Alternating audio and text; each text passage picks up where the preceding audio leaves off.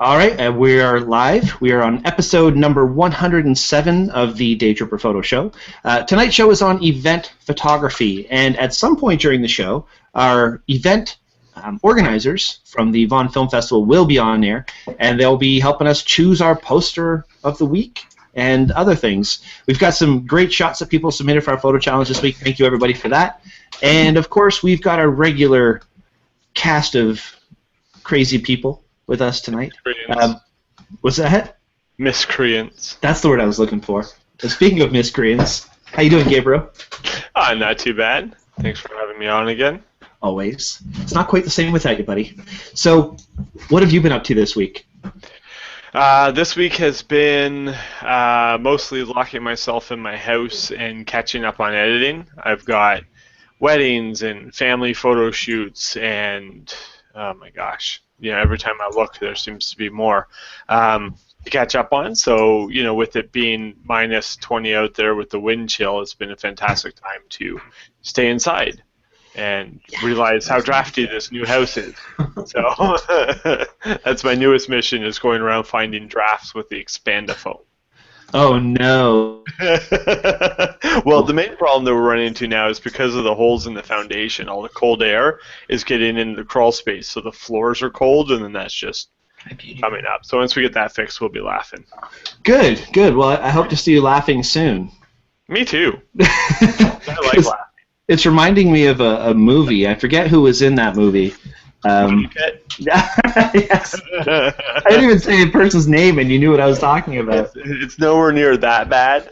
But hey, the original house was built in the 50s. What do you expect, right? It's really funny. I'm typing in the search engine of Google here. I'm typing in what I think is Money Pit, because I'm trying to find the actor. And I looked at my search, and I was like, there's nothing here from my... Oh, I typed movie pitch. Movie pitch. Did you? Money Pit. Right.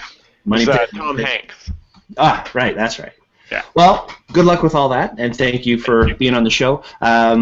Beside you is another miscreant, I guess we could say. How you doing, Navi? Good. Yay. Better now. Why? Because you found your sound effect? Yes, that's my sound effect. I have to do this when I do it. Well, thank you for being on the show tonight. What have you been up to this week? Me. What big stuff is going on in your life right now? Nothing much, actually. It's been sort of a calm week. Just been, finishing up some wedding stuff, doing some prints, shipping things out, visiting my local post office lady, and that's about it. Shoveling the driveway. Is wedding season dying off for you now? It's pretty much done. Yeah, I have one more for December, and that's it. That's it. Very cool. Well, what's it like for you? Do you enjoy when the wedding season's over? Is it like it's finally over and I can relax? Or is it like, I got to plan for next year, I don't have enough weddings now, I got to... Yeah, it's kind of like... I guess this goes for you too, Gabriel. I mean, like sweet, it's get a little break, but you're like, oh, what do I do with myself, Yeah.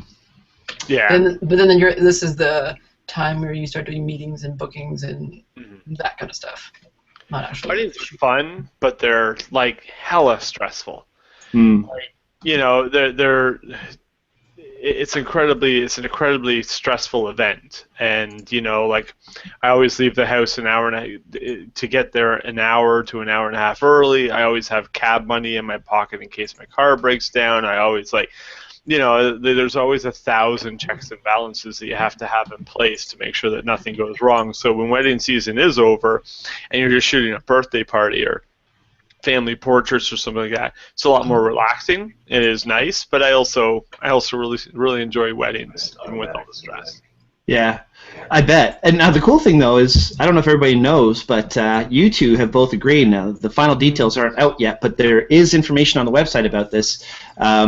Daytripper is actually doing a wedding session. We're doing an actual wedding session. We're going to have a mock wedding going on. And Navi and Gabriel are going to be running the session, teaching how to shoot wedding photography and so on. So this actually is going to be February the 15th, 2015. So you guys have a big thing coming up. That's going to be great. Oh, after Valentine's Day. Yep, it's all the lovers. All right, well... Jaded people. Sorry, what was that? Or all the jaded people. No, that's just this guy. And I'm not going to be there. So. All right, so let's get to what we're going to be talking about tonight. Whoa. The Vaughan Film Festival is an event that Daytripper has been shooting since last year. We've done a few events for them already this year, leading up to the big event. What is happening? Sorry. Sorry. Are we scrolling already? What's going on? No. I'm Check out different scenes. I'm listening. Keep going. Right. Oh, God. So the Vaughan Film Festival, yes. Yes, the kids are going to keep playing. I'll just keep on talking here. No, these guys are excellent. Mark and Antonio, they do a great job with their event. They're a very professional event. The Vaughan Film Festival is an international short film festival, and they invite movies from all over the world. They're movies from China and France and all over the place. So this is a pretty big deal. You got to be on the ball. You got to be organized, and you have certain expectations when it comes to photography. So when they come on the show, hopefully they'll be on. I know Mark was running late because he had another event he was shooting, and he was going to get in to hang out as soon as he was available. So I'm not too stressing about it.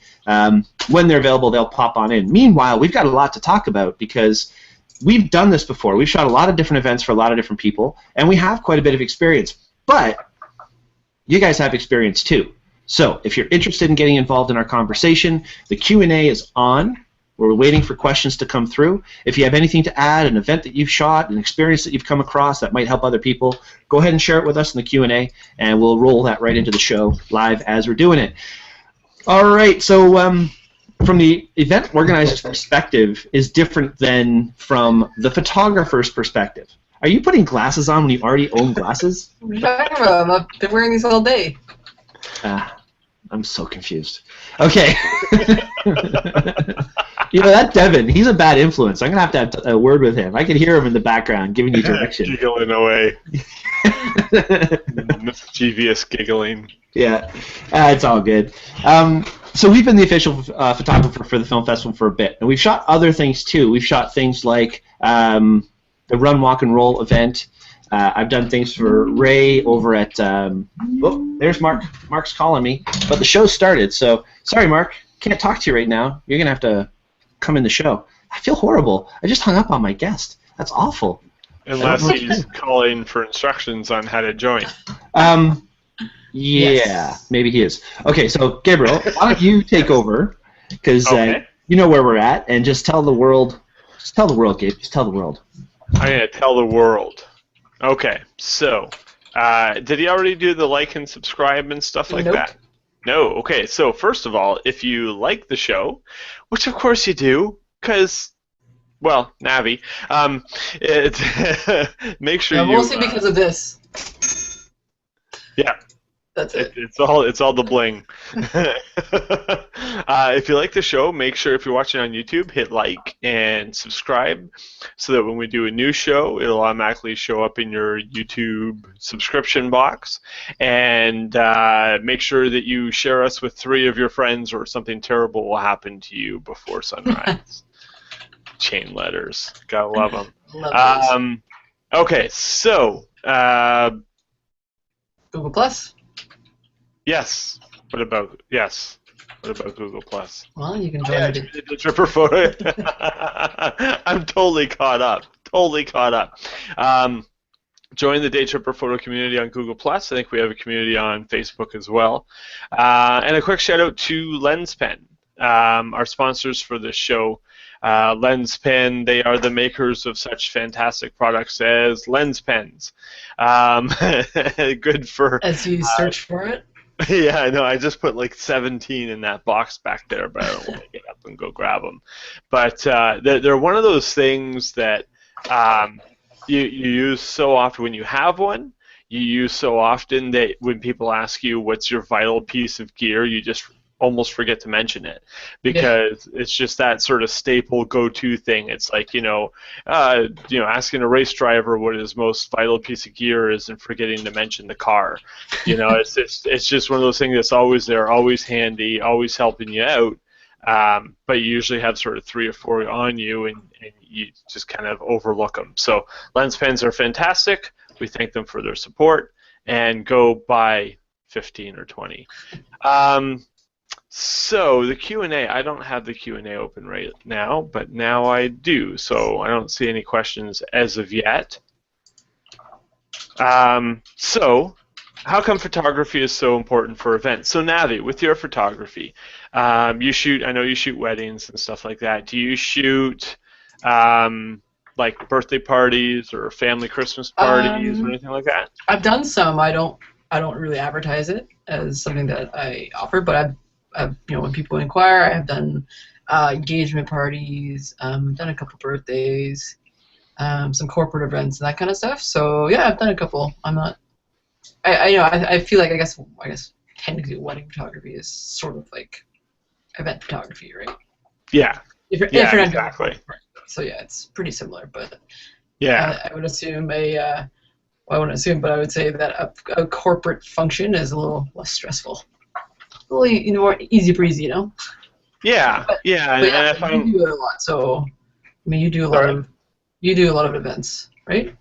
Yeah, I do company Christmas parties and a lot of birthday parties and bat mitzvahs and things like that. Actually, one of the things that I noticed at the last bat mitzvah that I did, they usually have a slideshow playing about the bat mitzvah or bar mitzvah child's life, and there's usually God, they can go on for 20 minutes sometimes, and there's usually sort of one parent missing from every single photo, and one parent is usually sort of the designated photographer, and when they show the slideshow, it's like they don't even exist because they're never in any of the images. So that's sort of one of the now, when Brian puts down here event photography, I have a feeling he's talking more about like the international, the film festival and stuff. But to me, event photography is company Christmas parties. It is birthday parties. It is bat mitzvahs. It is everything like that. Sorry? Just on a different scale. Right? Yeah. A different events. So. Yeah, exactly. And it's just having that constant set of eyes there, where usually it's the people that are facilitating the event that are most involved in the event that are hiring the photographer, and if they're not hiring a photographer, then they're the ones, they're going to be taking the photography, and that sort of takes the burden off of them. Yeah. Question here. You see the question? Glenn asks, most of the events I shoot include a lot of people I know. I'll try texting. Do you find it's easier to have people ignore you when most are strangers? Oh, hold on. We have a lot of audio. We're just going to temporarily mute these plugins until they're done. Are they done? No. Oh. Oh, yes. Okay. Apparently, from the look on Brian's face, they were done. Okay, so you guys are going to have to unmute yourself. Sorry. I thought you guys were still talking in the background. Oh, you're so mean. You're just so mean. Sorry about that. That's all right. Mark, just make sure if you can wear headphones so that there's no echo. If you have. Okay. They're not hiring photographers. They're the ones. They're going to be taking the. Okay. I just muted you. So when you've got the headphones in, just unmute yourself and we're good to go. Okay, so Hi. Thanks, guys. Hi. Hi. I'm back.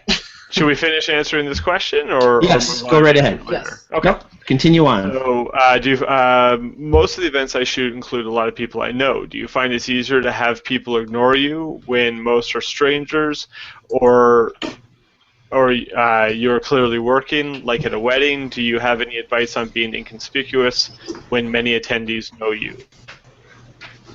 Do you have anything to start off with that, Navi? Actually, sometimes you do events or weddings, whatever, where some of the guests or you're friends with them. I mean, I take the time to, if I have a break or a minute where I'm not necessarily needed, to say hello and stuff like that. But usually they know I'm working, right? So I don't get too bothered by it. But because once you kind of get into the zone, I don't really notice them. I just kind of focus on what I'm doing. But I'll take the time to talk to them for a little bit. But I guess you kind of have to get used to that, I guess. I don't know. All right. No, I agree. I just want to say hi to Mark. Good day, sir. Can you hear us? Mark? Not your head if you can hear us. Okay, cool. A little bit of a lag there, maybe. Yeah, maybe. Yeah, I'm hearing a lot of people talking. Okay. We will talk slow. Oh. And There's Antonio. I'm just getting a call from Tony right now. All right, you take your call from Tony, and I'll mute you again, so you know how to unmute yourself. Okay, to get back to Glenn's question, I agree. I think that it's a good idea to acknowledge people when they're trying to say hi to you or be friendly with you. Some of the events that I shoot would be the wrestling or at the film festival, things like that. And I find it's best if you can just mingle and not be totally invisible, but not take over the show. I mean, you're not the reason that people are at this event. So, let them do their thing, talk to them, be friendly, and I find that you get a lot of better reactions when you are involving yourself in what's going on than if you're just a fly on the wall capturing a click here and a click there. Yeah, because if you come back to them and you need to take a photo of them or a group shot, they're like more than willing to get into it and give you that big smile that you're looking for. So yeah. Exactly right. And my strategy is always if I'm shooting a wedding and either somebody I know or somebody I don't know, there's always one person that's like, so you're a photographer, are you? And they want to shoot the breeze for 20 minutes about photography. I'll talk to them as long as they want, but the entire time I'm talking to them, they're standing here, I'm like this. So they know that even though I'm engaged with them and I'm having a conversation with them, my main job is catching moments. Yeah, absolutely. Okay, so where are you guys at right now? Have you gone into the meat and potatoes, or are you still in the... We did the like and subscribe. We did the promotional, the lens pen promo. We did. You did the lens pen promo without me? I did. Oh God, I love doing the lens pen promo. Yeah. The worst part is you didn't even show a lens pen. But there you go. Okay, just a quick lens pen promo. Yeah, the Moneymaker kit is going to be our first prize for the photo contest this week, and I've got another prize that we're going to give away for a special someone for the lens and tablet cleaner, so they're going to get that. Now, the last time that these guys were on our show, they talked about 2 screen passes for a winner from our contest, and we've already announced that winner, and I've forgotten who it was. But I have it in the archives. I have it in the archives. I have it in the notes. But I just wanted to thank you again for supplying that prize for that contest. That was pretty cool. Okay, so now that you're here, what's up with Antonio? Where's he going? What's he doing? He just called me. He just needs another invite from you, and then he's good to go. So. Okay, I'll send him another invite, and I'll send it. Work during the show here. It's not very organized. That's how I earn my pay. Right? That's the joke, right? Okay, so when we're talking about shooting for an event organizer, Mark, it's a lot different than just some guy going to show up and shoot pictures and so on. And we kind of went into a little bit about, we got a question from Glenn about should we involve ourselves with people. How do you feel as an organizer of an event, if you were to turn around and see your photographers mingling with people and things like that, is that something that you encourage, or is that something like you're like, hey, come on, do your job, that's why you're here? No, I mean, I've done both sides of the spectrum, so I know that it's always great to network and talk to people while you're working, and that's one of the great things about being a photographer at certain events. But, I mean, as long as the photographer is doing the job, capturing the crucial moments that you can never get back again, like during an important speech or a presentation, anything in between that is totally fine. You know, that's half the thing about of being an event photographer is talking to people and getting to know the people at the event itself. Mm-hmm. Good point. And now that Antonio has arrived, good day, sir. How you doing? Not too bad. Not too bad. Just wrapped up my last meeting of the day, so I'm in. I'm ready to go. Nice. Well, thank you for coming. I know you guys are both like crazy busy, and for both of you to make it on the show is pretty awesome. So thank you again for being here.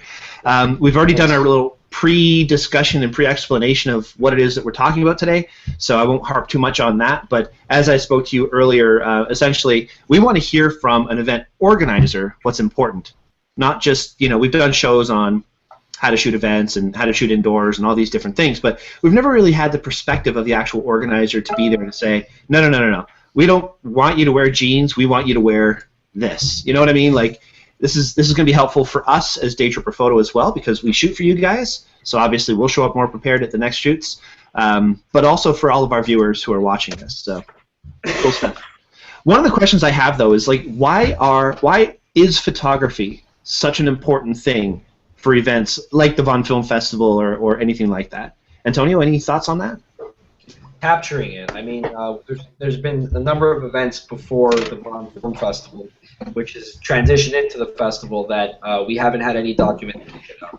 And those are moments that if you don't capture, it's almost impossible for you to relive it or to just remember the process of what you've gone through to get to where you are today. So I think capturing any event that you're doing and just being able to keep that on inventory, being able to see A, the progression of where you've taken things, and B, just for documentation's sake. I mean, other festival organizers may want to look back at other events that you've hosted and just see sort of how you put it together. There's no better way than capturing it than through photos.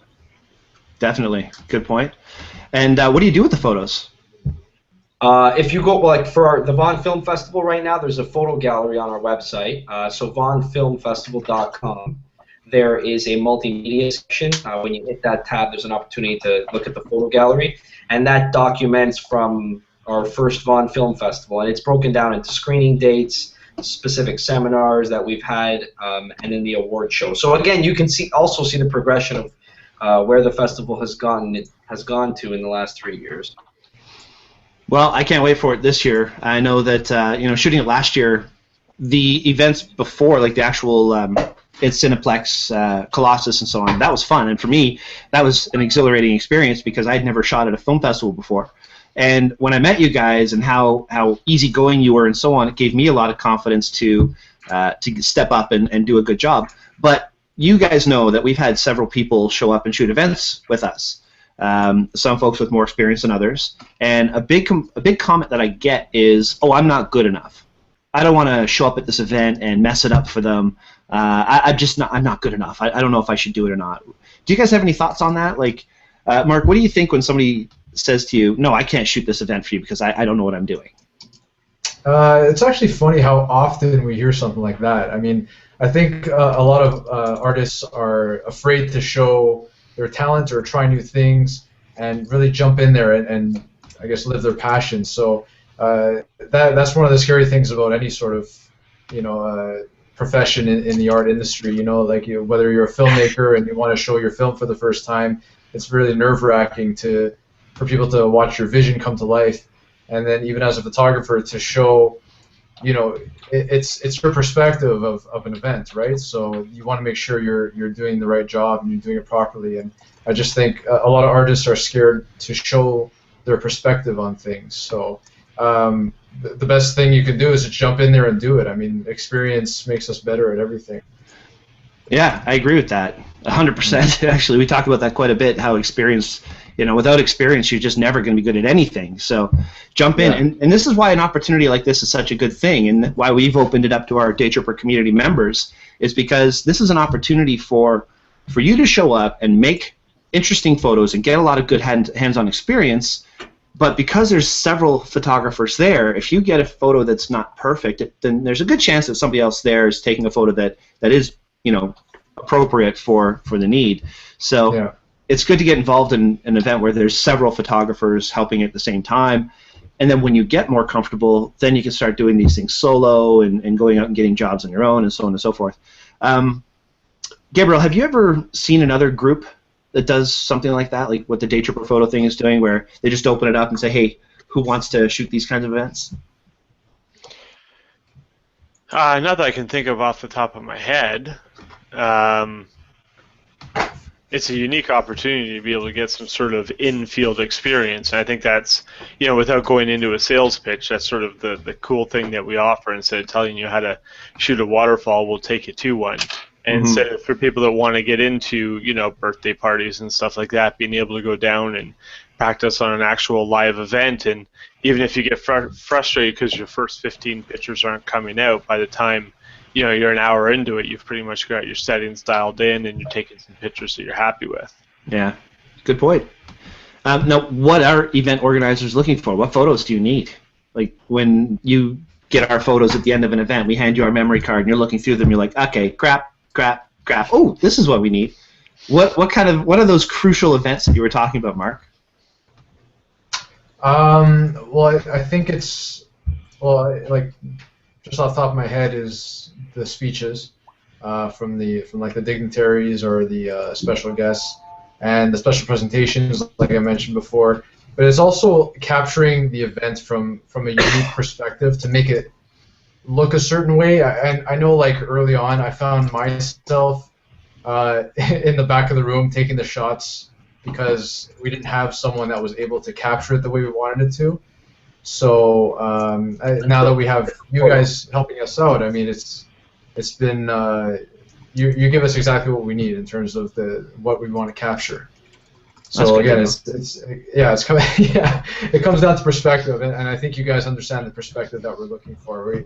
I look through the photos that you guys give us after the event, and they're dead on. So awesome, good to hear. Do you guys normally give a rundown of like beforehand what you're looking for, like to the photographers, so they kind of know what to look out for? We have an agenda that we usually, in some cases, that we're able to provide. Like for the awards, I know we have an agenda. For the launches, we're trying to be more stringent on having those prepared.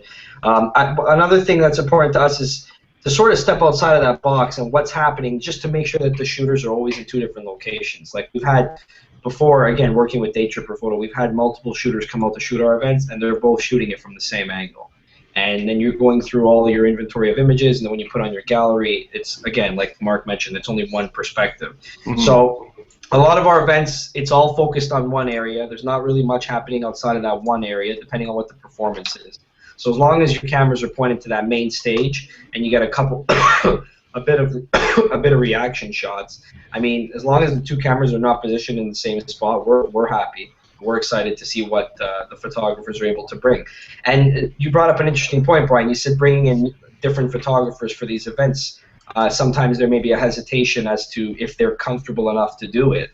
I think that's when it's even more important for them to sort of take that leap of faith and come in on something that's unfamiliar for them, because that's where they're going to gain that experience. And I think that's what gets them excited too, is when they see their photos up on the gallery afterwards and see that they were a part of something special. That probably gives them a vote of confidence in the future. And next time they see Daytripper Photo putting up come to cover one of their events, they're like, well, you know what? They used a chunk of mine last time. Let me come out and support them again and capture this event again. So any way that we can help build that confidence with up-and-coming photographers at our events, and again, you know, as long as there's somebody that's speaking to them and educating them on what we need, I think 9 out of 10 times you always get what you want.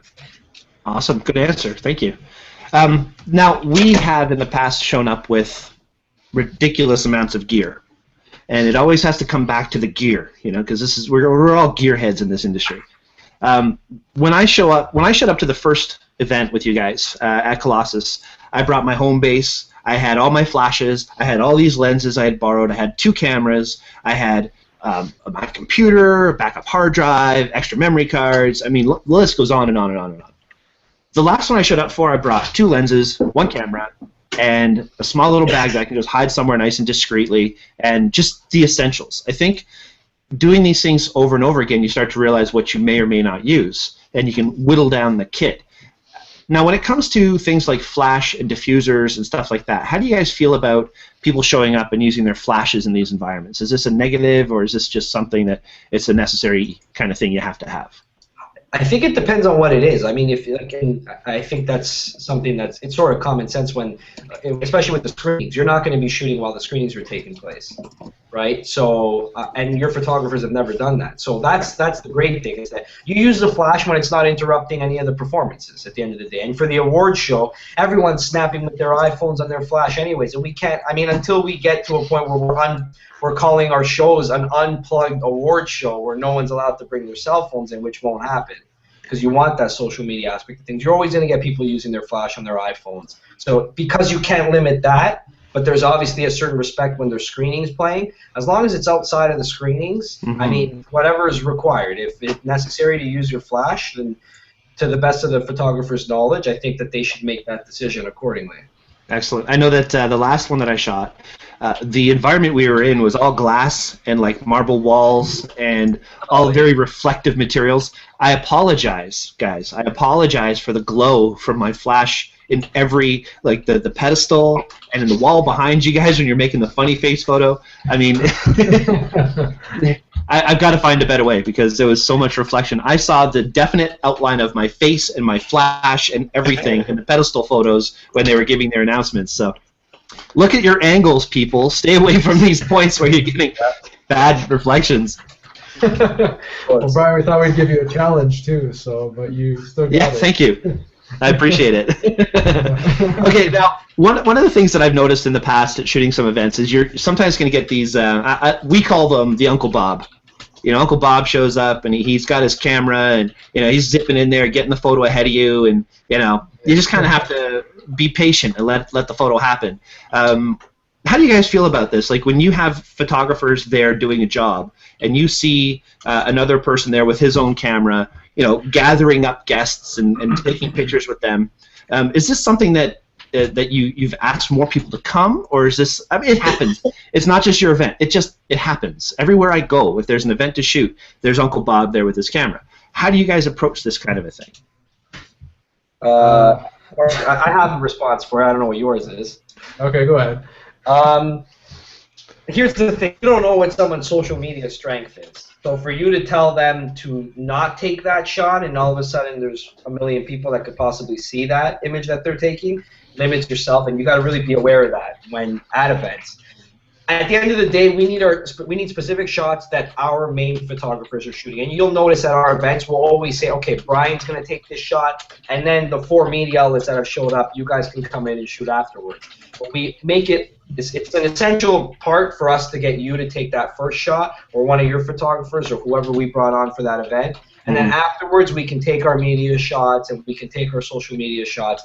And again, sometimes media will let you know, I have 5 minutes, I have to leave.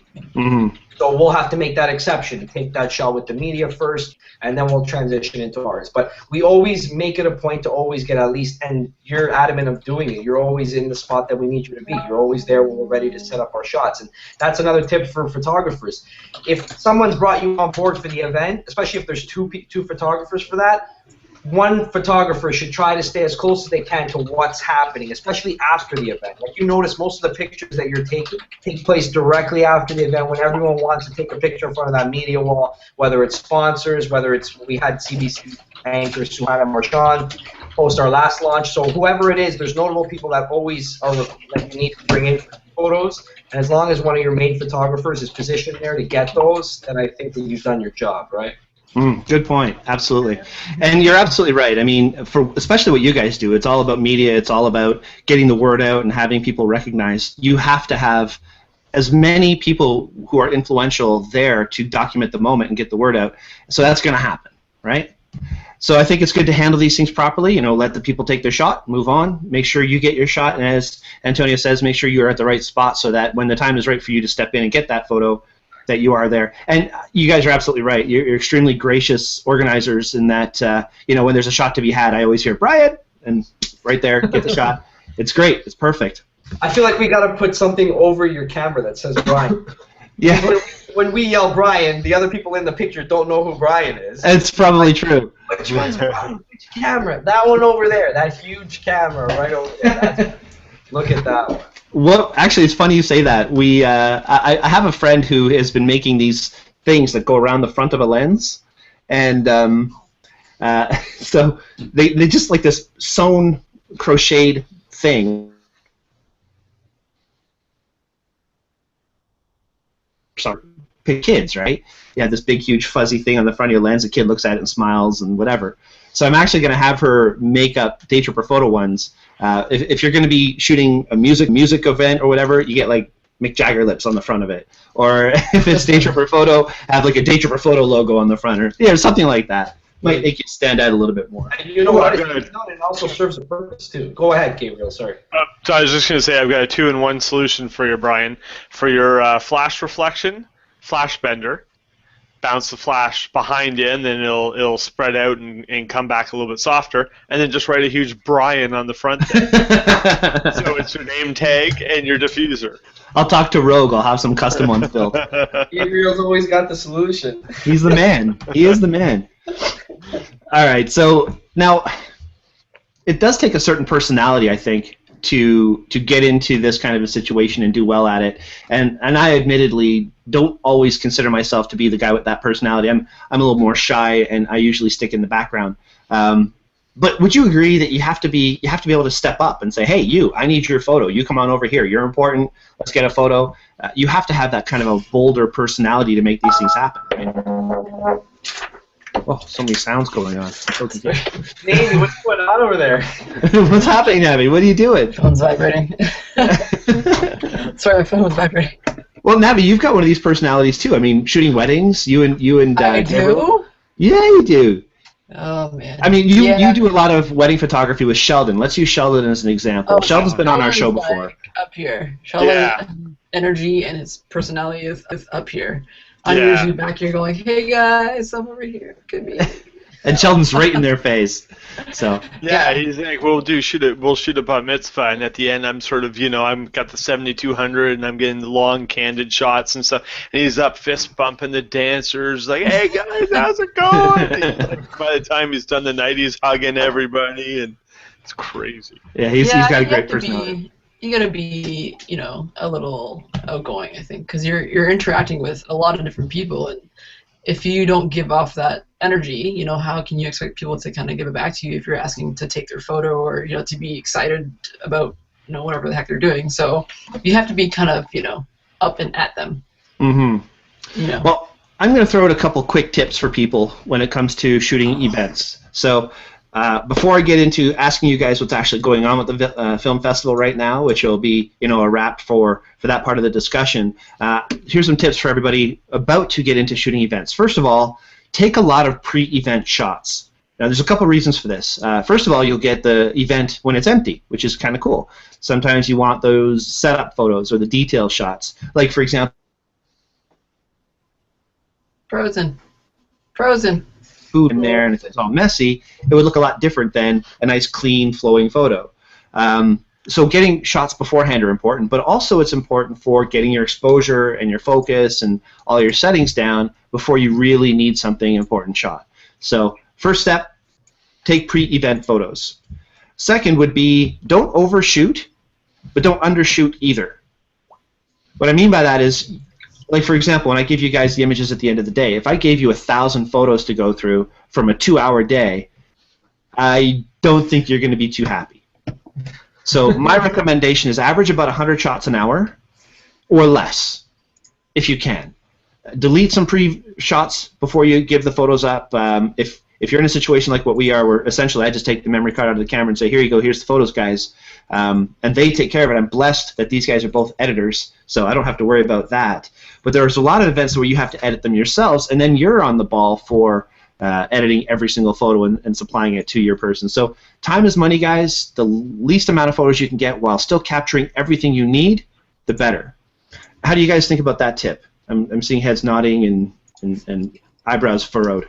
Yeah, when I have wedding, so there's times where there's like photographers that get us to go through a whole bunch of images.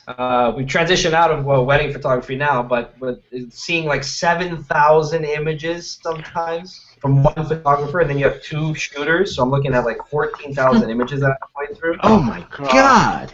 That's like 2 days of culling. Like it's not a pleasant experience. So yeah, you know what? That's interesting. I actually wanted to ask you, Brian. Actually, I wanted to ask all 3 of you now that you're all here. What's a good number per hour? But I guess 100 sounds like a great number. That sounds like a great number. I think it depends on the event too, and how much detail there is. Like, I mean, when you're shooting a wedding, if it's a very elaborate event or wedding, whatever, and there's lots of different things to look at, you'll be shooting more, right? Because you want to capture every little detail. But if it's an event that's a smaller party, or you're at the little Lions Club thing, there's not much to look at. That's not really that pretty. Then you probably won't be shooting as much. So I think it depends on the type of event you're shooting as well. What do you think, Gabe? Yeah, I mean, I've shot. I shot a bat mitzvah the other day, and another family that weren't going to have a photographer at their bat mitzvah saw those pictures and hired me, and they were sort of saying that to me over the phone, and I'm like, okay, listen, I'm just going to say this. you know, those pictures were incredible because there was incredible moments for me to capture. You know, now, yes, I captured them, right? But, you know, there has to be those incredible moments. Otherwise, the pictures are just going to be blasé, right? And so sometimes at a bat mitzvah, I don't take a picture for 5 minutes, and then other times I'm taking, you know, 45, 50 a minute. So it all depends on, you know, those and a lot of times I really try to overshoot certain moments because I'm trying to get that exact second, that really that one precise emotion. But yeah, I mean, for me, it's not how many I take per hour; it's how many I deliver per hour. Mm-hmm. So if I can deliver 60 to 80 pictures per hour of, you know, good, high quality images, then I'm happy. That's fair. Nice. You kind of made me think of something there, Gabriel. You said if it's not an interesting event, you know, the photos may look blasé. One of the challenges, I think, of a really good event photographer is taking those moments and making them look special. Say, for example, there's a huge, huge hall, and all the action's going on in this 10 by 10 foot area just over there. And then there's all a bunch of nothing going on over here. You got to stay in that 10 by 10 foot area. You got to capture every moment that goes on there and make that event look like the most important thing going on ever. So it's one thing to say that, you know, an event may be boring or blasé, but it's kind of the job of the event shooter to change the impression that's taken away from that. Does that make sense? That's fair. Yeah. It's a little bit harder in this circumstance, as they didn't realize it was an Orthodox synagogue and you're not allowed to use any type of electronics after sunset, which was at 4:42 and I started shooting at 4. So we had 42 minutes to get all the family pictures, all the singles, all the portraits, all the emotions, everything. Oh, man. And then we had, and I mean, like, they go to the point where they take the pens out of the rooms, right? So I'm like, bam, bam, bam, bam, bam. Okay, now look really happy. Bam, bam. Oh my God, look at the time. No, I'll say it. It turned out really well. It turned out really well. I'm Jewish, Jew-ish. As Shelley's sitting in the background. I don't celebrate too much of it. I don't really get into too much, but I have been to an Orthodox synagogue. I have been at an Orthodox bar mitzvah. Well, not fully Orthodox, but definitely enough. When the women sit up there and the men sit down here. Not the kind of thing that I would. What's the word I'm looking for? Purposely go to. I think if I ever get calls, like, you know, if the community wants me to shoot a bat mitzvah or bar mitzvah, I've got one phone number that they should phone, and that's Gabriel's. So have fun, They're great events. I love them. They're beautiful events, but there's a lot of tradition and ceremonies and stuff that you have to be respectful of, and every synagogue, just like every church and every pastor and officiant, has their own rules. You know, every synagogue and every rabbi has their own rules, so it's learning to accommodate those. And I just felt bad because these poor parents didn't know that those were the rules there, so they were just as shocked as I was. Actually, that brings up another good point. She's talking to you brings up a lot of good points. Do your homework. Pay attention to where you're going to be and what the rules would be for that event. Is that what you're going to say, Antonio? Well, when we had done wedding photography and video for it, it was important for us to show up at the rehearsal of the, and I'm not sure if anyone else does this, but we would always include going to the rehearsal for the ceremony, because I don't know what the priest is like, I don't know what my limitations are like, and just getting that quick rundown of what he does and doesn't want saves a lot of hassle the day of. We've been to weddings where we haven't gone on the early stages, where myself or Mark have been asked in the middle of the mass to move further back.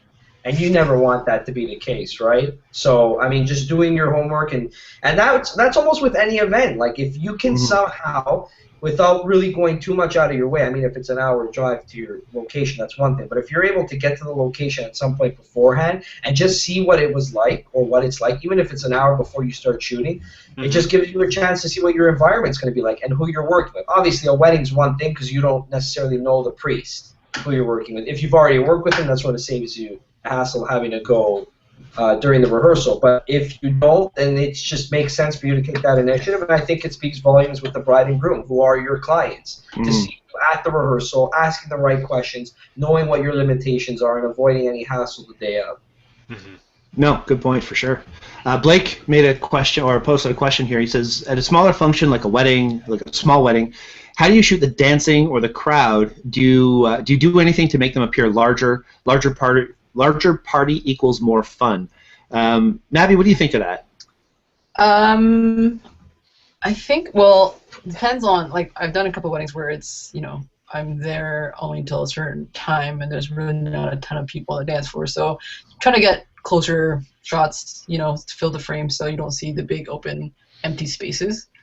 And just try to, I don't know, that's usually what I do anyways, try to just fill the frame. I do like shooting sort of from low a lot to kind of make them look bigger, depending on, I do like a lot of the first dance and that kind of stuff to give it more of a grand scale type look. Mm-hmm. That's pretty much what I do.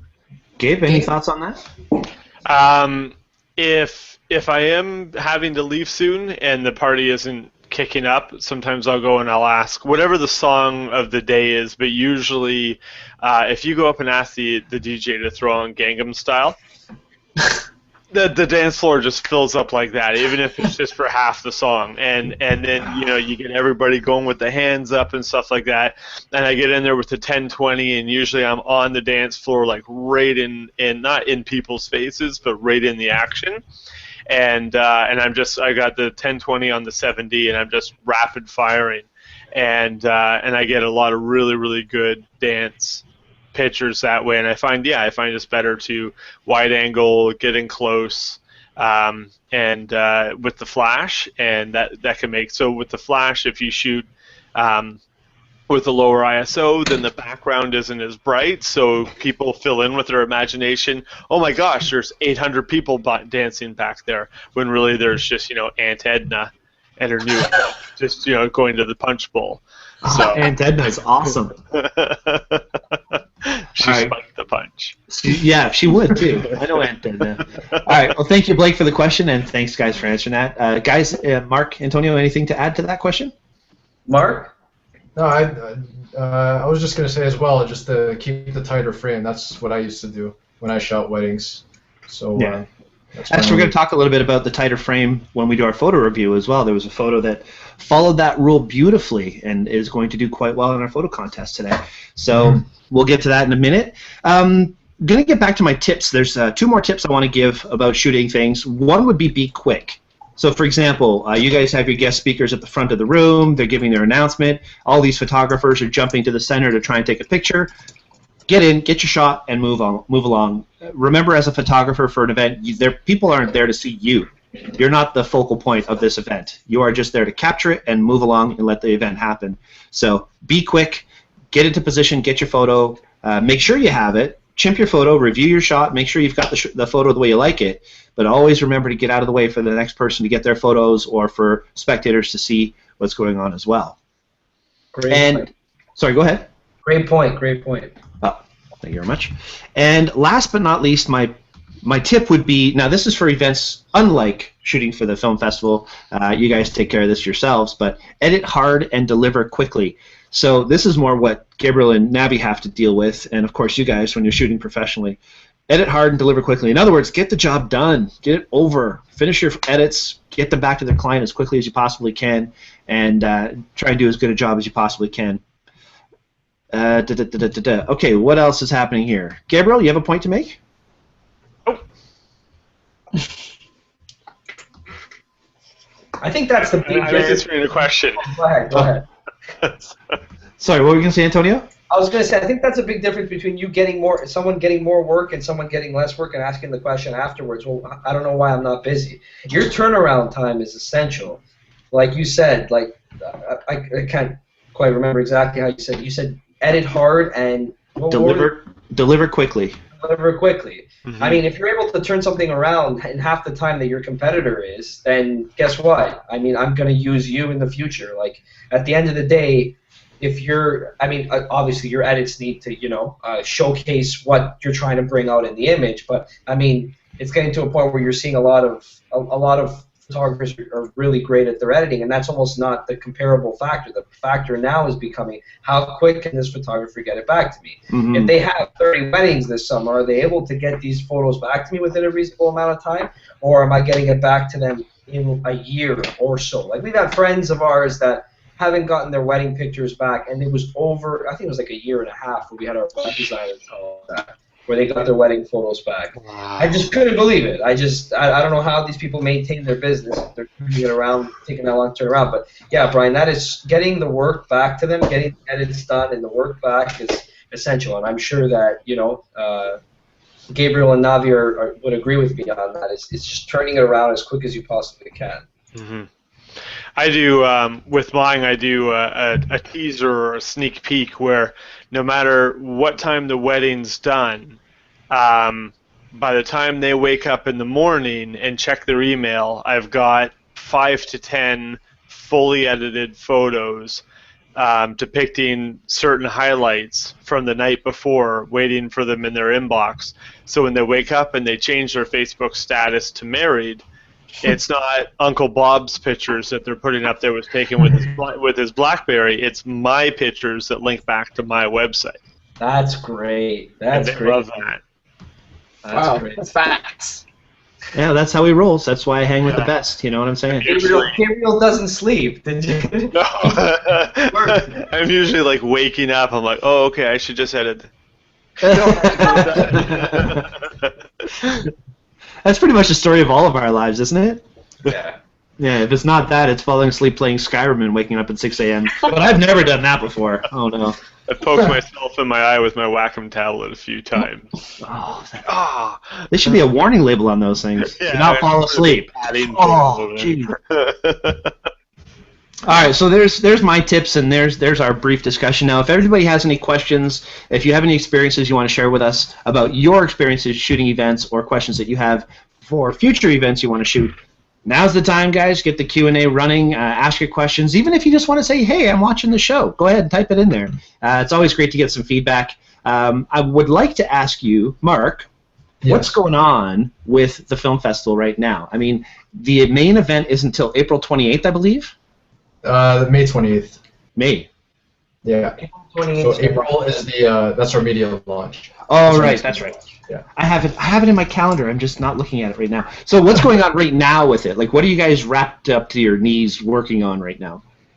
We're really pushing our Talking Film campaign, which is essentially a social media contest.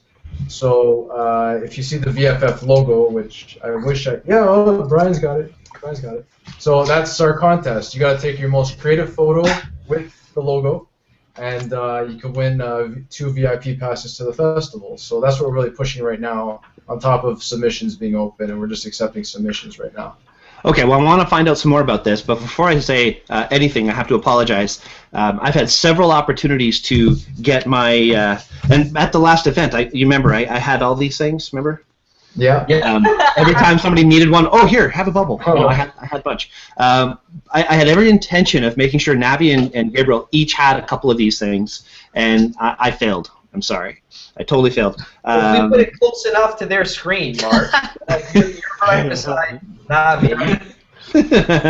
So we were going to do a little... for that somewhere. Yeah, there should be a Google effect, no doubt. The Vaughan Film Festival bubble. I had every intention of doing a screen capture with all of us doing the bubble together, but we'll have to do that on a show in the future. So we'll submit. Think it would be a good, Brian, I think that would be a good photo contest submission, is to get people encouraged to doing these. Yeah, definitely. Where can people get these?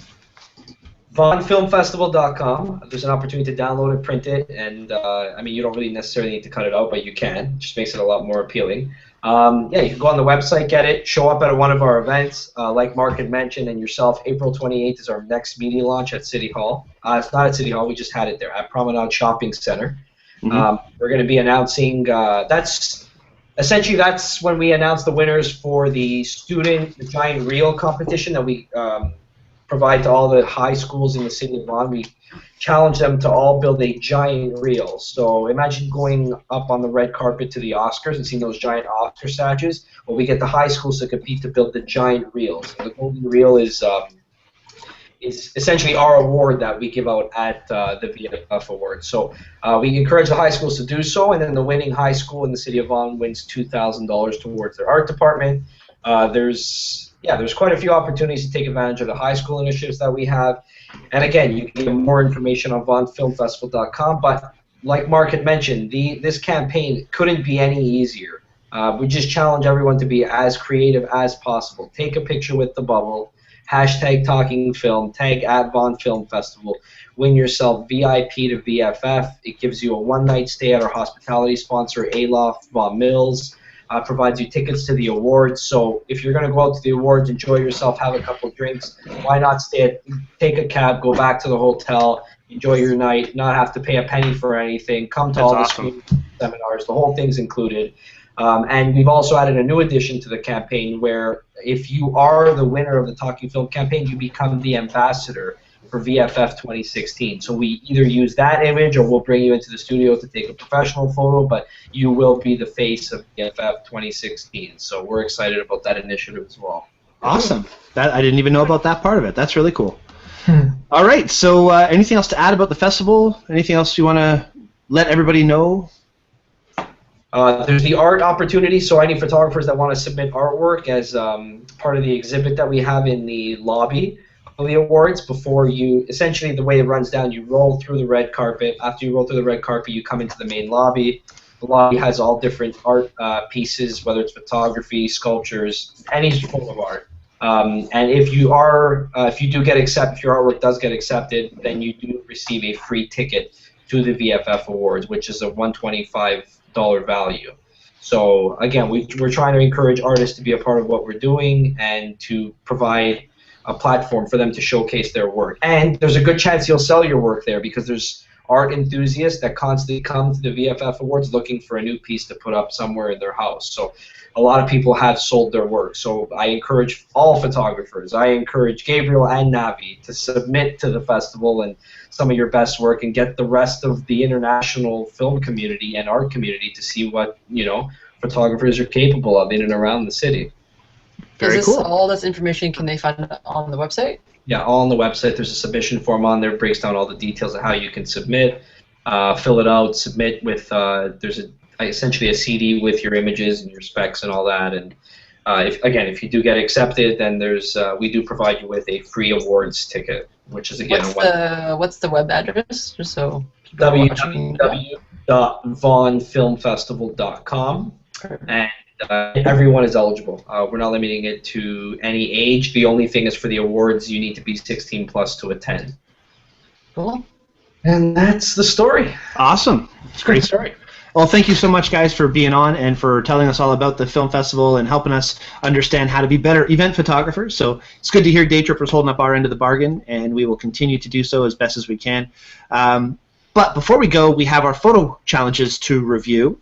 So, Gabriel, would you do me the honors of pulling up the photos from the photo challenges? Now, we're not going to talk about every single photo tonight, guys. It's already about an hour into the show, and we would try and keep these things as short as we can. So we're going to go over the main photos that we feel are things that we can learn from and things that we can help other people get better with. And we did get some movie posters actually submitted, which is really cool. So we're going to look at a couple of those and, yeah, go from there. And, of course, Navi is on the ball with her sweet sound effects because that's how she rolls. Oh, shoot. Oh, shoot. Yeah, I'm ready. That was my subtle way of saying, hey, Navi. All right, cool. Okay, so that was Gabriel's photos from last time. And what's that brain-looking thing?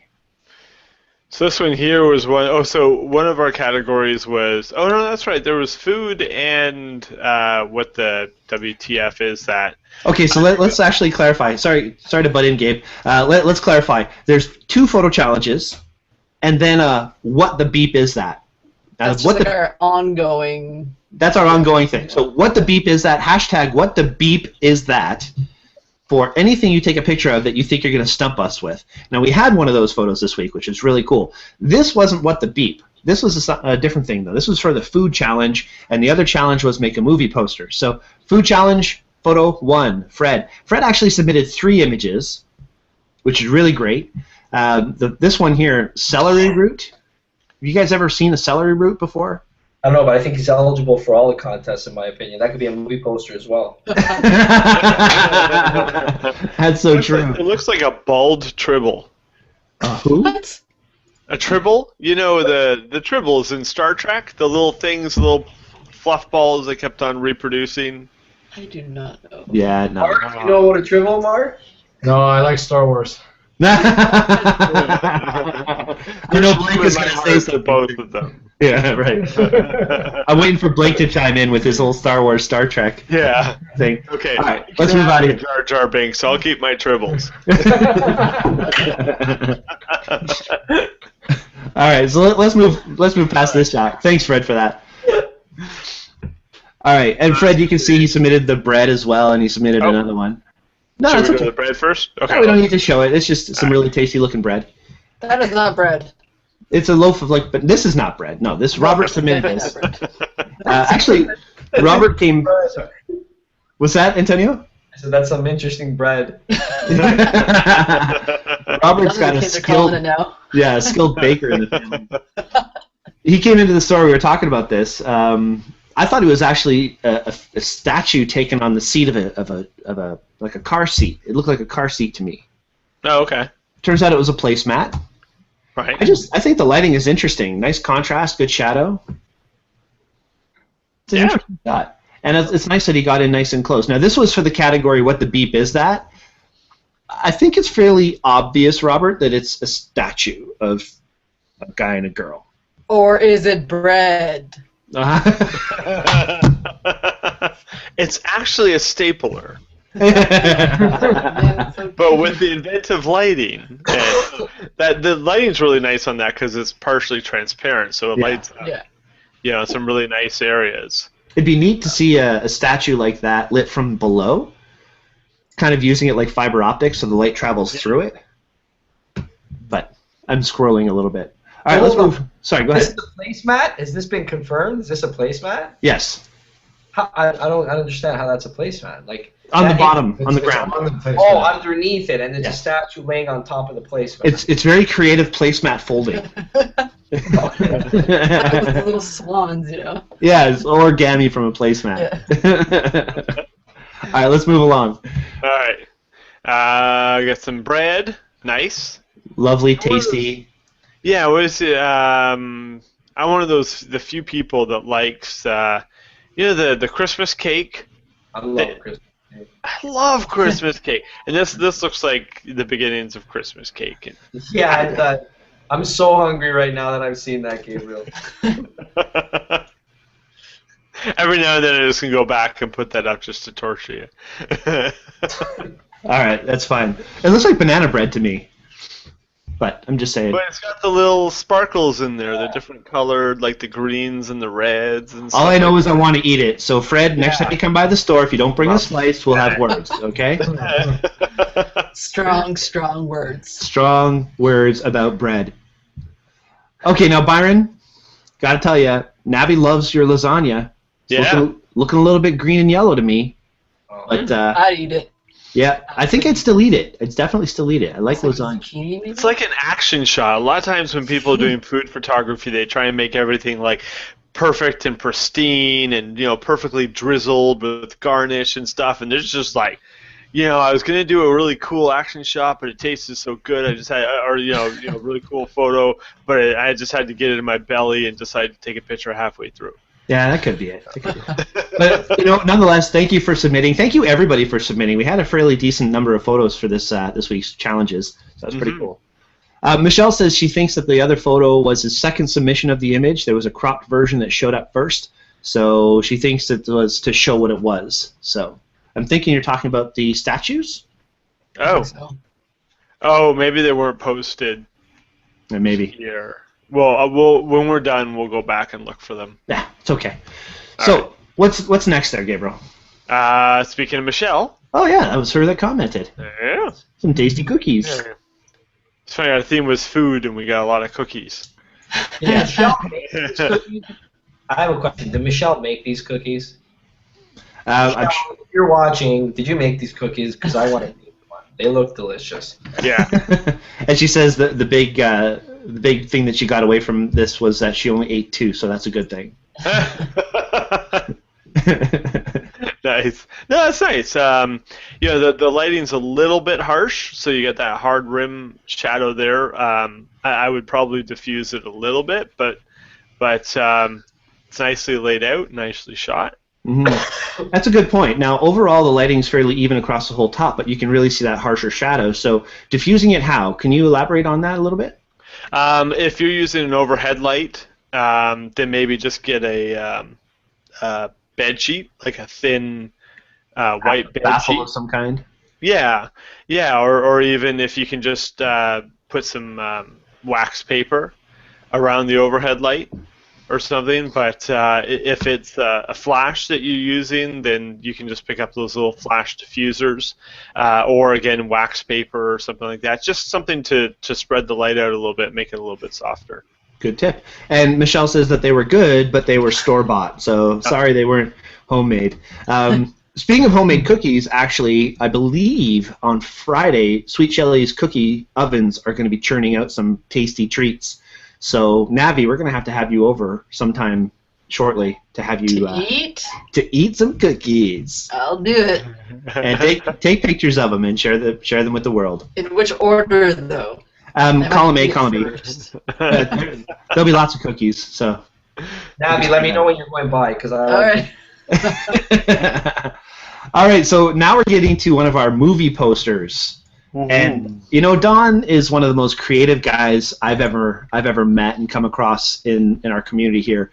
All of his photos are fascinating, from his pictures of landscapes to these composite things that he's done here. First of all, I'm easily bought, okay? So this is the Daytripper. It's about the Daytripper show. It's about us. So, of course, I'm in. I'm sold.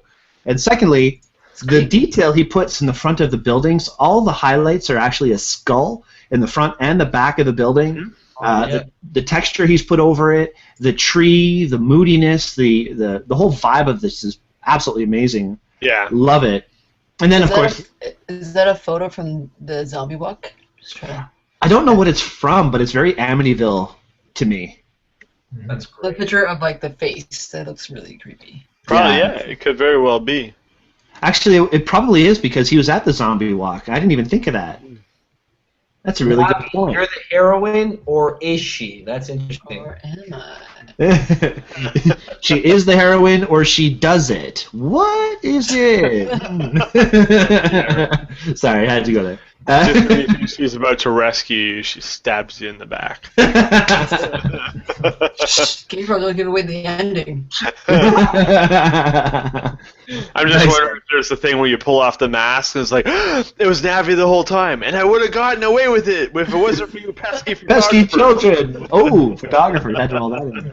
Well, you got to give Don a lot of credit. Great creativity, great processing, well done with the merging. I really like it. Yeah, you're welcome, Don. Thank you for submitting it. I think it's fantastic. Great job, Don. Great job. And let's hear it from the experts. You guys are the movie people. Mark, what do you think of this? I love it. I think it's like the skulls. I didn't catch it at first, but when you guys mentioned it, I was like, wow, that's nice touch. Yeah. And then like the clever writing in terms of like the characters on the bottom there with you guys. It's very. I love it. I love it. Oh, I didn't even realize the back picture was as like a face as well. Yeah, he's got 2 of them in there. Okay. If it was Trish, my wife, and I, we sit down every now and then and specifically look for B movies.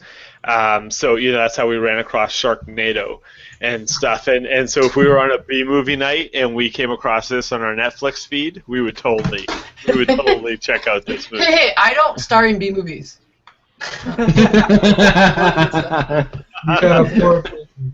Navi will have to speak to your agent if you want to use it. Exactly, right? Actually, it's funny. Navi has been an extra in several movies. So. And I've been cut both times. Oh. It's really sad. I feel like Mark should tell his extra story. No, I don't know if we got time. I don't know. No, we have time. Go for it. All right, you guys seen Resident Evil Retribution? Yeah. That's the last one? Yeah, the most recent one. Yeah. It was filmed here in Toronto and up here in Vaughan. They were filming on my parents' street, so I thought I'd go check it out. and I ended up in the middle of the shot when I just walked on set, and there was like hundreds of people. So yeah, so they called action, and I found myself being chased by zombies. Oh. And then when they cut the shot, they asked me to come to a different position. So I ended up being featured in the shot with Mila Jovovich there. Oh, you can actually nice. see yourself in it? That's yeah, cool. you can see me. Yeah. Jeez, every time I walk on the set for a movie that's being produced, I get chased away with hatchets and machetes. You got off easy on that one. I think the funniest part of that story, I know you tried to make it quick there, Mark, was the fact that when he's standing around watching them shoot, that everyone is in their pajamas. So he's under the impression that they're just people watching it in their pajamas, but they're extras in their pajamas. So when they call action, Mark has to run with this group of extras and randomly get chased by zombies coming from nowhere. And he did such a great job at running that they're like, oh, we'll pull you in for the next shot. And we saw it in theaters together to have a laugh. And if you get a chance to see it, Mila runs out of the house, and they had to schedule Mark running past the frame so him and Mila wouldn't like collide essentially.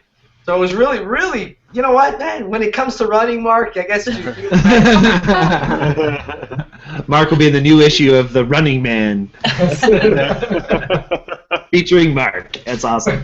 Okay, back to the photos here, guys.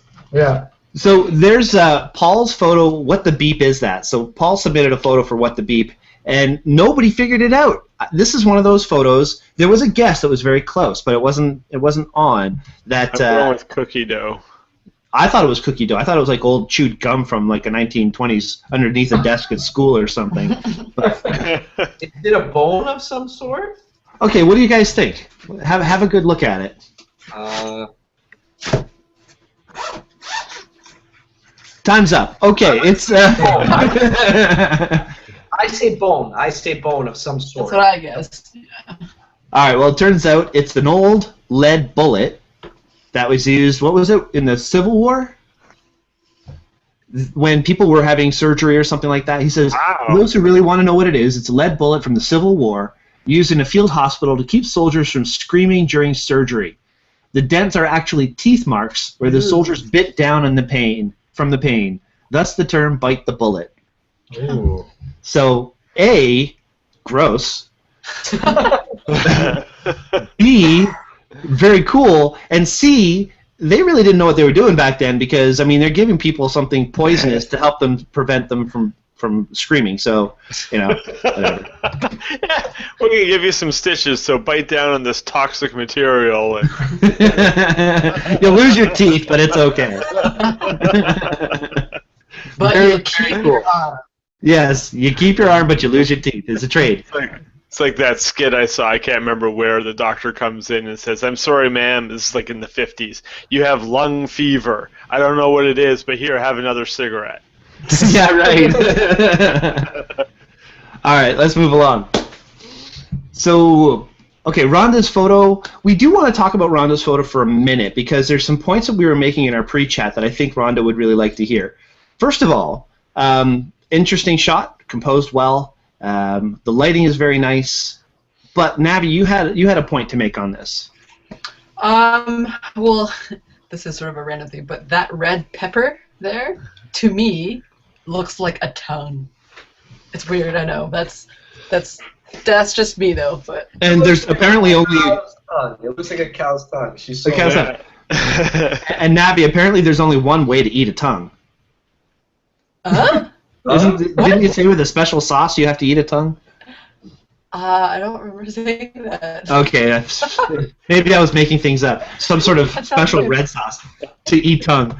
And then, Gabriel, you said something about you don't like eating anything that can taste you back? No, I said it's always good. I like eating things that are higher on the food chain than me or things that can taste me back.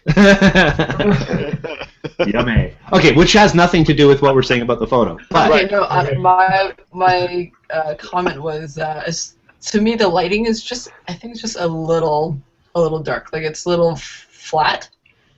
You know, like there's, I like that she took the time to sort of place the items in a certain specific way or whatever, but the lighting just seems a little bit flat to me. And I think Gabe mentioned about the backlighting and I hate hearing myself. The backlighting on the table or the counter there, that's like reflective. Yeah. It's a little distracting. Yeah, and it takes away from the color of the vegetables. So explain that. What do you mean? Well, there's with the obviously I don't know the layout of the room, but I think that this may be more compelling if it was shot on an angle, having the window on the side, so that it's casting along and giving sort of a side lighting. With the window being in the background and reflecting off the counter, there's a lot of blues and extra colors and a lot of brightness. So the human eye automatically... Sorry? Like it just creates more contrast on the surface. Yeah, and the human eye is automatically drawn to the brightest point of a picture. And right now, my eye goes kind of goes right to either here or here, and then right to the tongue, and then just sort of looks around from there. Okay, so, it's not actually a tongue, all right? It's a pepper. I was just gonna say, let's not go pissing Rhonda off. She's like, it's not a tongue. So it's a great picture that I think with just a little bit of rotation, and a little bit more depth of field, could be an even better picture. Okay, so that's a good point. That's what I noticed. I first thought it was a very sharp photo, and I was like, hey guys, this is a really sharp photo. And you're like, well, no, zoom in and have a closer look. And when we checked the EXIF information, it was a 17 to 50 lens, I believe, 24-70, and it was in about 60-ish millimeters. 62, what is that? Yeah. 62. So it zoomed in quite a ways. It's shot at a fairly open aperture, giving a much shallower depth of field. So you can see like the yam might have focus, but the pepper is nice and soft, or the pepper's overly soft. Right. So the depth of field is a little bit playing tricks on us, right?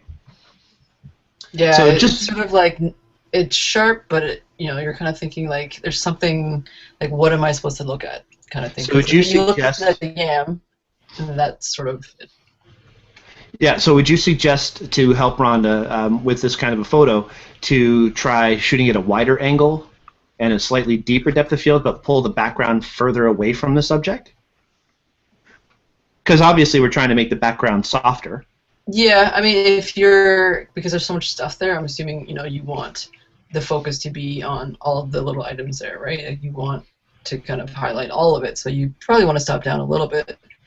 But then you would get your background in focus. So if you had the space, you could pull the table or whatever you're shooting on just a little bit farther away, so you don't get the background too sharp if you don't want to. But in this case, if I was shooting this, I'd probably shoot it at probably f8. Maybe do a slower shutter if I'm on a tripod. That way you can make sure that your mushrooms are in focus and not just the yam, and you're trying to figure out is that avocado actually sharp or not, because that's kind of what you're kind of doing right now. Yeah, excellent. Okay, so hopefully that helps you out, Rhonda, and we will move along. Now here's the third shot from Fred, and this is what I was mentioning when we were talking about filling the frame earlier. This is the photo I was referring to. I got to give Fred some credit. You filled the frame with this Christmas cookies. I know Shelly makes these Christmas shortbread, and I don't know if that's exactly what these are called, magic cookie bars, Christmas shortbread, all these different names for things, but the colors are great. Nav, you were talking about the lighting on this shot? Yeah, I love this shot. It's it's sharp. There's lots of detail. You can see little textures and all the little bits and pieces. Super colorful, and yeah, it fills the frame, so you get to see every little bit of detail there, and the lighting's great. So I love this picture. Nice. I don't like the Christmas cookies or whatever this is called, but it looks nice. Not my great picture of food I don't like. That's very rare too. It's very rare. Yeah. That you don't like food? Yeah. Awesome. Mark, Antonio, any thoughts? Yeah, I think it fills the frame really nice. I think it could be used for so many different things, like I don't know, calendar or a postcard, and I don't know, some sort of collage that you can put up somewhere. So almost desktop background? Maybe? Yeah, that's good too. Looks like almost like a stock photo. Repeatable background. Yeah. Yeah. Could be Remember when you were a kid and you'd get those books at the book fair that had like those images that you'd have to cross your eyes? Oh yes. Yeah. Yeah. Magic guy. Yeah, Some the sort of magic. hidden pattern in there. Maybe I there can is. see it. Maybe maybe Fred's placed something in there that says like. I could see it though. I actually see it. It says Daytripper Photo Rules. I knew I saw something. All right. Beautiful. Thanks, Fred. Gabriel's like, on to the next one. All right, on to the next one. Yeah, Amber, I do want to talk to you quickly about this one. I made a comment on the actual post. I'm just going to quickly mention, and I don't know, I didn't get a reply back on the post yet, so I'm just going to throw it out there. One of the problems that we have when we're shooting food, there's a couple things. First of all, composition is very important, lighting is very important, plating is extremely important, but focus is first and foremost. Would you agree, Navi? Yeah, because you want to showcase, the food, the item that you're taking a picture of, right? So where you're focusing and how much you have in focus. Right. So one of the tells that we have when we're analyzing a photo, we want to look for focus at any specific point. So is there definite focus anywhere in a photo? If there is, that just means your focus point may or may not be where you want it to be. So when I looked at the shot, I zoomed in nice and close, and I noticed that there wasn't really definite focus at any one specific point. So that tells me there's another factor involved, which in my opinion is motion blur. This was shot at about 1/15 of a second shutter speed. Now if this was handheld, that would explain the motion blur. If this was on a tripod, then my theory is shot. So my curiosity here, my question for you, Amber, is was this shot with a tripod or handheld? And if it was handheld, next time my suggestion would be try a tripod or set your camera down on something static so that there's no motion. And even at a 1/15 of a second shutter speed, you'd get what you're looking for. I think your depth of field was chosen properly. Mm-hmm. The composition is nice. The plating is interesting. Lighting's good. Lighting's good. This is a photo that I would want to take, and I would be happy with food photography if there were that definite point of focus. Do you guys agree with me? Yeah. Yep. Yeah. All right, cool. I just wanted to... And that is great, too. It'd be nice to see that, like, if they pinpoint where they wanted their focus. That would have been really nice. Mm-hmm. Exactly. So, Amber, I really hope that we try again and we see some more photos from you, and this doesn't discourage you in any way. We want this to give you some insight as to, oh, okay, that's cool. Let's try it again. Let's try something a little different this time. And if you made that yourself, then I can't wait to see what you make next. Because that looks... next time we're all coming over, you're going to bring that. Exactly. When we have a Daytripper party, you're going to make a bunch of these for us. All right, let's move along. Rhonda submitted another one for the movie poster. Okay. Oh, the weather outside is frightful, but you gotta sing it, Brian. You gotta sing it, Brian. Sing it. I haven't sang since I was in high school choir, and there's a reason for that. Let your freak flag fly, yo. Applause is not necessary. Applause is not necessary. So this is a real moody shot. I love the framing she did, the post-production.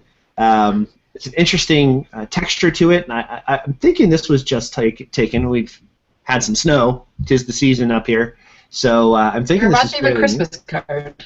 It's a very, very happy an old Christmas school card. Christmas card. Yeah, exactly. Yeah. Taken with a power shot, so Canon point and shoot. Mm-hmm. I would buy that as a postcard, Rhonda. Yeah. I would really buy that as a postcard. Mm-hmm. That's awesome. Awesome. There you go. Well, there you go. Make a postcard and knock on Antonio's door. You know what that means if he's going to buy it. It was appropriate. Yay! Yay! All right. Thank you, Rhonda, for submitting that. Beautiful shot. Thank you. And we're kind of running late on time, so we don't want to go into everything. Yeah, so we'll go. There's Navi's awesome photo of cookies, which unfortunately doesn't qualify for winning any prizes. I didn't bake either, so double fail there. Yes, but did you churn the milk? I did not. I bought it from a store and opened the can. Well, then that's a fail. Navi, it looks like you've already started eating that cookie. Oh, I ate like 3, and I felt so sick after that. Actually, that piece, it's still in the box. I couldn't finish it, so I just put it back in there. You put a piece back? I couldn't eat Come on, give it to Devin. He'll eat it. You don't leave a piece. Oh, well, he's had too much, so I've hid it from him. I'll sure. Woman controlling a man's food. Fine, nice. It's for his own health. Wow. Wow. Yeah, whatever. All right. Great shot, Navi. Depth of field is beautiful. Sharpness is great. Great shot. Great shot. And this is my movie poster. Yay! That's my favorite. Gabriel, that was taken on our Algonquin trip. You had that. Yeah, somebody was asked. Michelle asked, "What's on my head?" It's my was it moose or reindeer earmuffs? Yeah. But Awesome stuff. Yeah.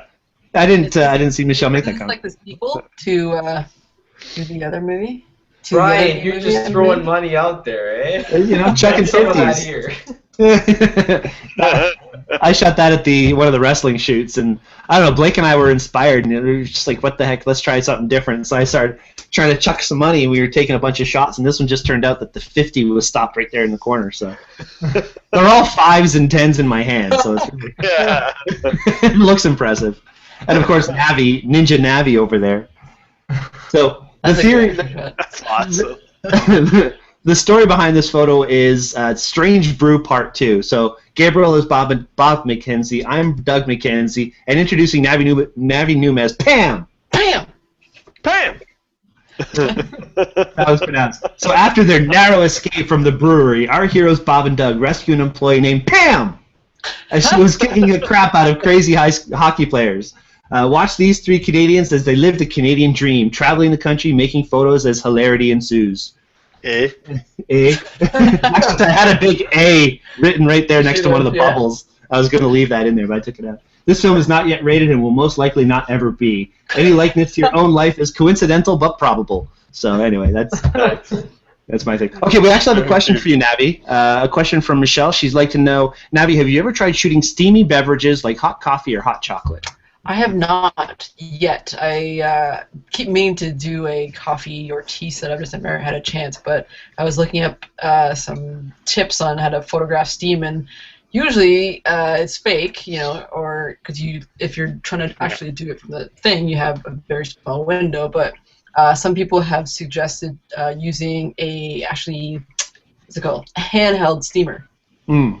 Yeah. So depending on how close your shot is, you can press the button and get the steam at your little heart's desire. And just steam away. So Could you use I a will- smoker? Pardon?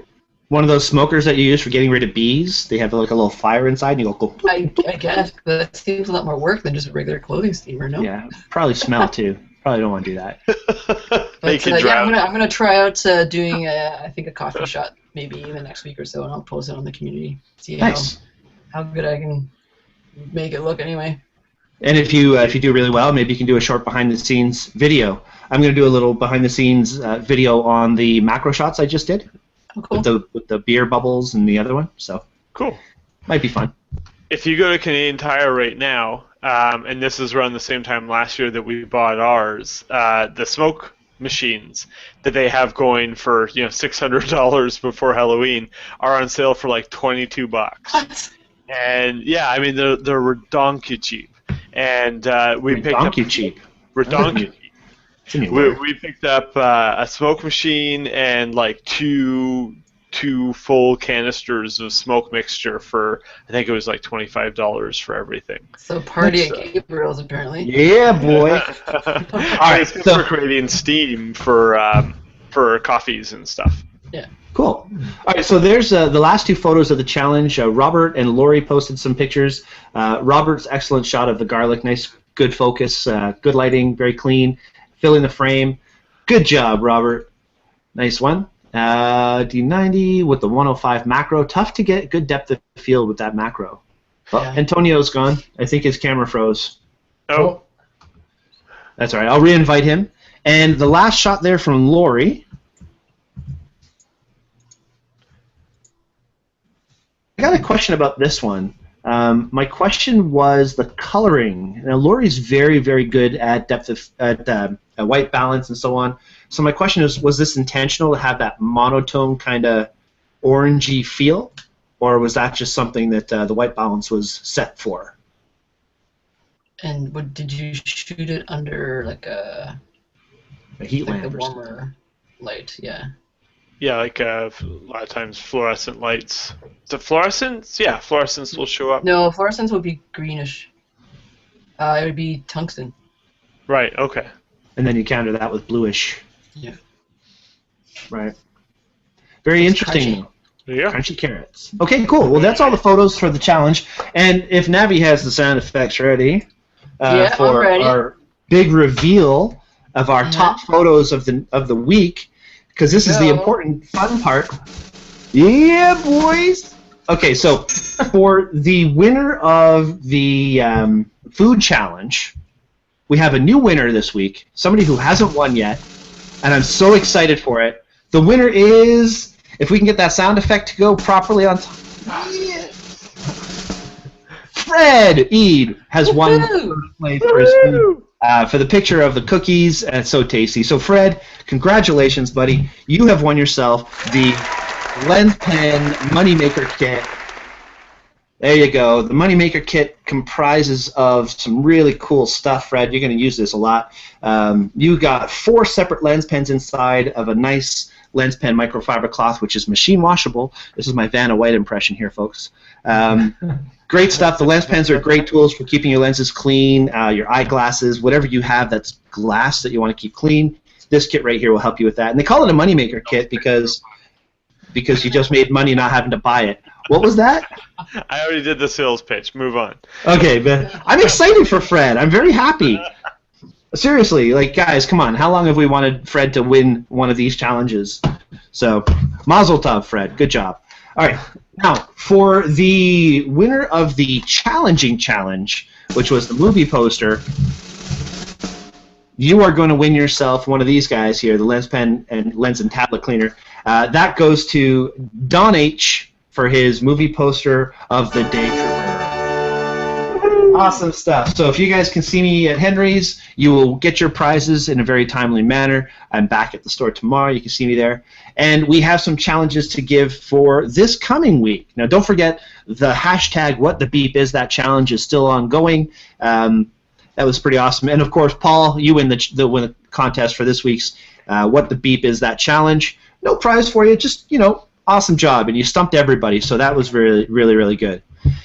So this week, the challenge for everybody to take part in, something that should be very straightforward for everybody to do, we've made it a very cryptic challenge, so you'll have to interpret this. The challenge is winter. I was being sarcastic. It's not cryptic at all. Just take a picture of something with winter. Everybody should be able to do this. Is sadness. Yeah, no. However you interpret it. I love winter, so I'm really hoping to see some really great winter photos popping up, and it should be fairly straightforward. We have snow now, so it's easy to make it look like winter. And then for the advanced challenge, now this is going to be kind of, it reminded me when you guys were talking about B movies. Did Navi freeze now, or is she just perma-happy? Oh, no, okay, she's okay. Yeah. You're welcome, Don. Congratulations. Blinking? Yeah, you were like a... Anyway, that was really annoying. Don, you're welcome. You're very, very welcome. Thank you for submitting your photo. So the challenge this week for the more difficult challenge is going to be the good, the bad, and the weird. Weird. Do you guys know this movie? The good, the bad, and the weird? That's what this movie is. This is the coolest movie that I have seen, I would say, in the past 10 years, easy, since Be Cool, which I loved. What? The good, the bad, and the weird. You guys, you have to see this movie if you haven't seen it, and this is what's inspiring me for the Advanced Photo Challenge this week. The good, the bad, and the weird. Hilarious, funny, subtitled movie. Thank you, Shelley, for working at Cinema One and getting this for me. Awesome stuff. Subtitles. If that's the best movie you've seen, you clearly haven't seen the Resident Evil with Mark running there in the background. No, well, you know what? I haven't seen that. That was a little taste for you. Now we have to watch that movie. We're all gonna go watch that one now. Okay, guys. And just really, really quickly, Snowpiercer. If you can see Snowpiercer, Oh. good movie. No. No? Pearson. No. You didn't like it? We can debate about it after. Okay. No, I thought it was All right. it was not that great. But I liked it. All right, well, the photo challenges this week, winter for everybody, and for those looking for a more advanced challenge, the good, the bad, and the weird. Good stuff. Okay, we were going to give a tip this week, that's something that we've learned. We recently did a really cool thing. The Newmarket Camera Club got together, and we all went downtown to see the Kelby One live tour of Ben Wilmore talking about layers and masking tool and pen tool and all these really great things. And we left this incredibly inspired but totally confused. So a bunch of us from the Camera Club thought it would be a great idea if we had one of these hangouts to teach ourselves exactly how this stuff worked. So it was great. We had a bunch of people interested, and I thought, I wonder what would be even cooler. So I looked up Ben Wilmore on Facebook, and I said, hey, Ben, would you be interested in actually coming to this hangout with us? And he said, sure. So sure enough, we had this online hangout, and the man himself, Ben Wilmore, showed up and taught us all how to do these really great things. And I'm going to use some of these little tips that he gave us and roll that into our tip of the week for next week. It was going to be this week, but we're going to talk about the pen tool in Photoshop and how it works and how you can clone things by using it. So thank you, Ben Wilmore, for taking the time out of your day one more time. I've thanked him like 500 times already, but I'm just so overwhelmed that the guy just like, yeah, sure, I'll show up, and he did. So excellent guy. Thank you so much for doing that. And thank you to Mark and Antonio for being on our show tonight. Really appreciate it every time you guys lend your support to the Daytripper Show and all the things that we have going on. And I really can't wait for next year's awards ceremony with you guys. Just a great time. You're such professionals. You do such a great job with your events, and I'm just excited that we're able to shoot these things for you. So thank you very much as well. Thank you for having us. It's always a blast here. Awesome. Good to hear. All right, so that's it for us. Before we say goodnight, Gabriel, sir, where can folks get a hold of you for hiring you for all the bat mitzvahs that you love to shoot? Yeah, bat mitzvahs, office Christmas parties, weddings, any special events. You can reach me at bousquetphotography.ca or gabrielbousquetphotography.ca, and that's the crazy French Bousquet with a Q and a silent T, just to mix things up. Just to make it harder to find me. That's okay. I'm sure your mother and all those people planned that. Yeah. Yeah. And Navi, yourself, where can people get a hold of you? You can find me at navinhum.com, or if you want to follow my food adventures, you can find me on Instagram. My username is OptimusFox. That's right. Very cool. Mark, I'm going to ask you this question. For the Vaughan Film Festival, I know we've already talked about the website and that, but what would you like to put out there for people to contact you and find out more about the Vaughan Film Festival? You can email us at info@vaughanfilmfestival.com if you have any questions about submissions, any questions about the social media contest. We're very open and out there with our audience, so we're happy to answer any questions. Awesome. Thank you so much. And for those of you looking to come on Daytripper Photo Sessions, the 2014 season's over. 2015 has 3 sessions already up on the website, www.daytripperphoto.com. Check it out. The sessions are going to be fantastic. And this wedding session with Gabriel and Navi, I'm stoked about that. I can't wait for that to go down. There's a lot of people who have questions that they are going to ask about that, and these are the best guys to learn it from, because not only are they great wedding photographers, but they're both educators, and that's extremely important. So thank you guys for volunteering to run that session, and of course there's other sessions already up, the indoor light painting and the Fire on Ice Part 1. They're all up on the website ready to register. So guys, get on that. It should be a lot of fun. All right, that's it for us. It's already about 10 past 11. We've gone on about 200 hours, way longer than we should have. So it's all good. It's all good. So on behalf of myself and Daytripper Photo, thank everybody for watching this week, and we'll see you all next week. Don't forget the photo challenges. Don't forget to like, subscribe, and share our shows on YouTube. And, next week's show. Guys, next week's show is going to be awesome. We have Victor Woodhouse and Ross Chevalier both coming on to talk about York Region forests. There's some pretty cool stuff. I had a meeting with Victor today, and I had no clue about all the land that's protected for York Region forests. For walking, for shooting, for all this stuff. It's all really close by, so we're going to talk about that next week. Please tune in. Exactly. Actually, Navi, there's a lot of stuff that you're going to like to hear about, because there's places that literally we did not know existed, and they're just down the street. So you're going to get a kick out of this. Okay, guys. Thank you all so much again one more time, and we'll say goodnight. Take care, everybody. Bye-bye. Bye.